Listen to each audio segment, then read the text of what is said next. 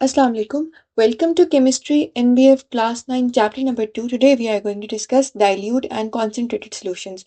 Previously we discussed about the types of solutions and किस तरीके से solutions exist कर रहे होते हैं liquids, solids and gases के साथ different तरीके से मतलब combination से. आज हम dilute and concentrated solution के दरमियान में in the form of difference definitions को पढ़ेंगे. फर्स्ट ऑफ ऑल अगर हम डाइल्यूट सोल्यूशन की डेफिनेशन देखें तो if there is less amount of solute in the solvent then it is called dilute solution. अगर सोल्यूट हम लोगों ने पहले पढ़ लिया है. सोल्यूट क्या होते हैं? जो स्मॉल पार्टिकल्स होते हैं जो कि हम किसी भी और चीज़ में डिजोल्व कराते हैं. वो सॉलिड भी हो सकता है, वो लिक्विड भी हो सकता है और वो गैस भी हो सकता है. तो अगर हमारे पास सोल्यूट सॉल्वेंट में कम ऐड हो यानी बहुत कम हो तो हम उसे डाइल्यूट सोल्यूशन कहते हैं. अगर मैं इसको नॉर्मल अंदाज में, अगर मैं इसकी नॉर्मल एग्जांपल लूँ, जैसे हमारे पास अगर मैं 1 जग ऑफ वाटर के अंदर 2 टेबल स्पून या 1 टेबल स्पून ऑफ शुगर या सॉल्ट डाल दूँ तो मेरे पास सॉल्वेंट बहुत ज़्यादा है. यानी कि वाटर जो यूनिवर्सल सॉल्वेंट भी होता है वो बहुत ज़्यादा है एज़ कम्पेयर टू जो मैं इसके अंदर सोल्यूट डाला है. तो आपको उसके अंदर अगर आप शुगर डाल रहे हैं तो मिठास बहुत ज़्यादा कम महसूस होगी या मोस्टली होगी ही नहीं महसूस. तो that is the reason why we call it dilute solution, क्योंकि उसके अंदर आपको मोस्टली सॉल्वेंट ही नज़र आ रहा होता है. मीनवाइल अगर हम कॉन्सेंट्रेटेड सोल्यूशन की बात करें तो if there is relatively large amount of solute in the solvent then it is called concentrated solutions. यानी कि अगर आपके पास बहुत ज़्यादा अमाउंट ऑफ सोल्यूट एक सॉल्वेंट के अंदर मौजूद हो. हम प्रीवियस एग्जांपल को लेते हैं कि जैसे मैंने पहले कहा कि पानी के अंदर आप एक जग ऑफ वाटर के अंदर आप 1 टीस्पून या 1 टेबल स्पून ऑफ शुगर डाल रहे थे. अब मैं आपको कहती हूँ कि आप एक जग ऑफ वाटर के अंदर 3/4 जग ऑफ शुगर डाल दें. अब ये बहुत ज़्यादा है एज़ कम्पेयर टू प्रीवियस, है ना. इसमें हमने सोल्यूट बहुत ज़्यादा ऐड कर दिए तो इस वजह से मैं इसे कॉन्सेंट्रेटेड कहूँगी क्योंकि इसके अंदर सोल्यूट की क्वांटिटी बहुत ज़्यादा हो गई है. एग्जाम्पल आप इसमें कोई सी भी ले सकते हैं, there is no problem in it. आप कोई अपनी तरफ से भी कोई एग्जाम्पल बना सकते हैं जिसे मैंने आपको एक एग्जाम्पल बना के बता दी. ठीक है, इसको आप डिफरेंस के तौर पर याद कर सकते हैं. इसके अंदर शॉर्ट क्वेश्चन भी आते हैं. अब हम नेक्स्ट टॉपिक की तरफ जाएंगे जो कि सॉल्युबिलिटी है.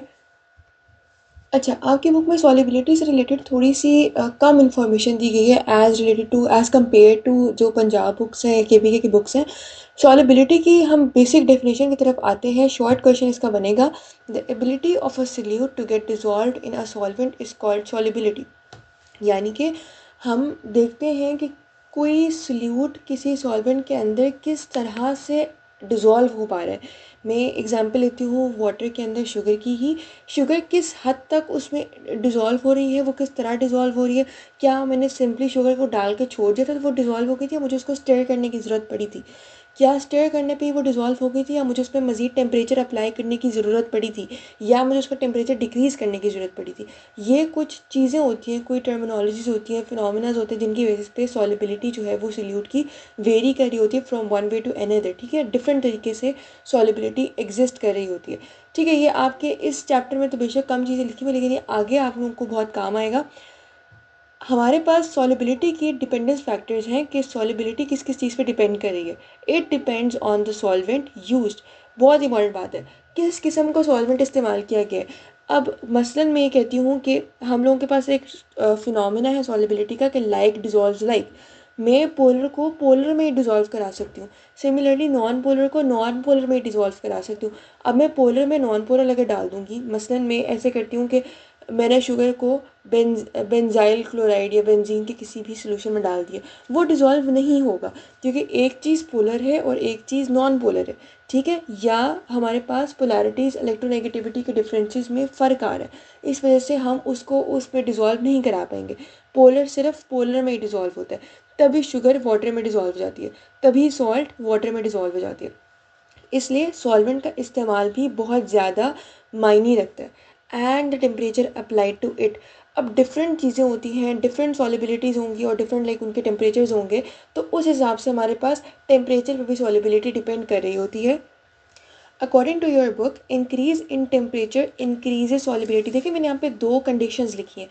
कुछ ऐसे सब्सटेंसेस होते हैं, सोल्यूट्स होते हैं जिनके केस में टेम्परेचर इंक्रीज़ करने से उनकी सॉल्युबिलिटी भी इंक्रीज़ कर रही होती है.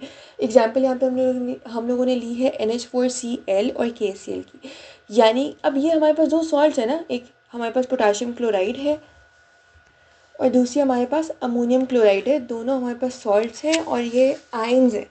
अब जब इनमें टेम्परेचर आप इंक्रीज़ कराओगे, टेम्परेचर इंक्रीज़ कराने से इसकी सॉलिबिलिटी कैसे इंक्रीज़ हो रही है, आयंस डीजेनरेट करेंगे, मतलब पॉजिटिव अलग हो जाएगा, नेगेटिव अलग हो जाएगा, पोटाशियम अलग हो जाएगा, क्लोराइड अलग हो जाएगा, NH4 अलग हो जाएगा, एन क्लोराइड अलग हो जाएगा। इस तरीके से जब इनके दरमियान में सेपरेशन हो जाएगी तो फिर उसके बाद ये ईजिली सॉल्वेंट के अंदर डिज़ोल्व हो सकते हैं, क्योंकि आयंस डीजेनरेट हो गए। डीजेनरेट होने का मतलब ये है कि अब पॉजिटिव अलग हो गए, नेगेटिव अलग हो गए, रिएक्टिविटी मज़ीद बढ़ गई है। रिएक्टिविटी बढ़ गई है तो इसका मतलब है सॉल्युबल ईजिली हो जाएंगे, यानी डिज़ोल्व ईजिली हो जाएंगे। ठीक है।